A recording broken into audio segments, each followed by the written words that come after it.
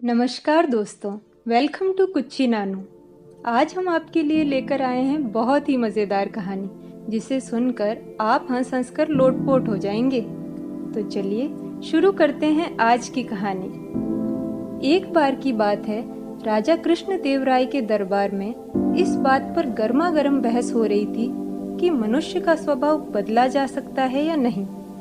कुछ का कहना था कि मनुष्य का स्वभाव बदला जा सकता है, वहीं कुछ का विचार था कि ऐसा नहीं हो सकता। जैसे कुत्ते की दुम कभी सीधी नहीं हो सकती, वैसे ही मनुष्य का स्वभाव नहीं बदला जा सकता। यह सुनते ही राजा को एक मजाक सूझी। उन्होंने कहा, बात अगर यहाँ तक पहुँची है कि अगर कुत्ते की दुम सीधी की जा सकती है तो मनुष्य का स्वभाव भी बदला जा सकता है, तो ठीक है, आप लोग यह प्रयत्न करके देखिए।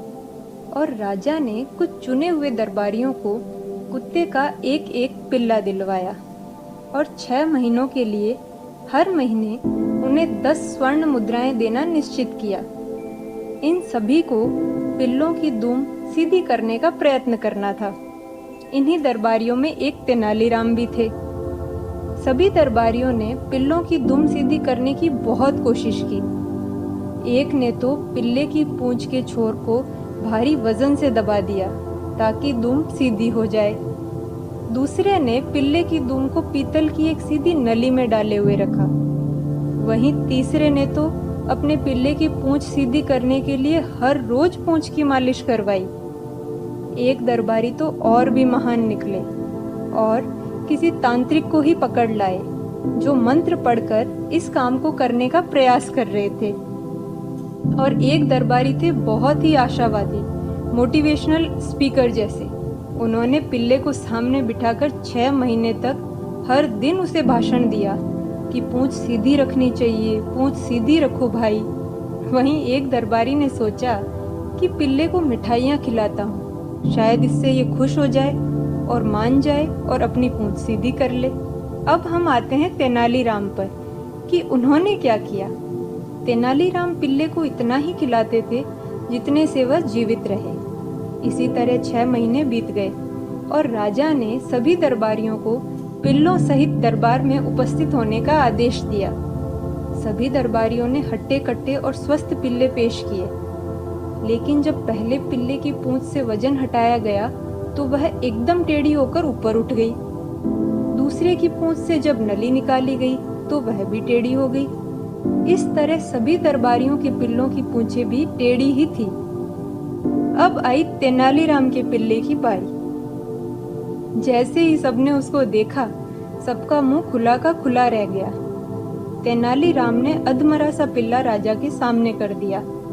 उस बेचारे के सारे अंग लटक रहे थे और उसकी पूंछ भी बेजान सी लटक गई, जो देखने में सीधी ही जान पड़ती थी।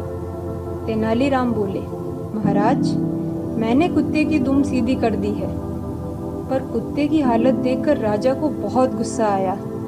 वह बोले, दुष्ट कहीं के, बेचारे निरीह पशु पर तुम्हें दया भी नहीं आई। तुमने तो इसे भूखा ही मार डाला।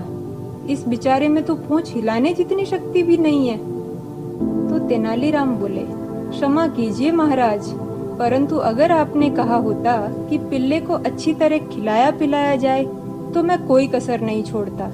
पर आपका आदेश तो इसकी पूंछ को स्वभाव के विरुद्ध सीधा करने का था, जो इसे भूखा रखने से ही पूरा हो सकता था।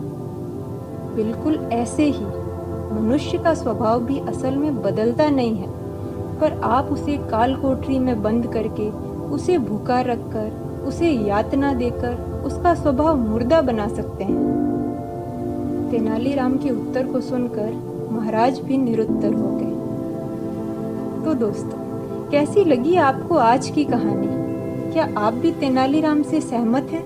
हमें कमेंट करके बताइए। और अगर आपको कहानी पसंद आई तो कहानी को लाइक कीजिए, दोस्तों के साथ शेयर कीजिए और चैनल को सब्सक्राइब कीजिए। हम फिर मिलेंगे एक नई मज़ेदार कहानी के साथ। तब तक के लिए स्वस्थ रहिए, मस्त रहिए।